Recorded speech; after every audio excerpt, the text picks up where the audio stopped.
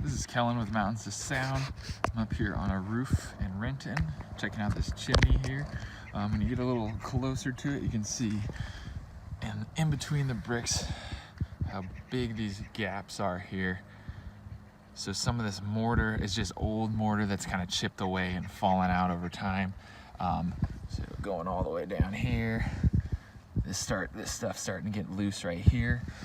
So a good idea would be come back. It's called retouching or repointing, where they actually come back in and fill these joints here with new mortar just to make sure everything is secure.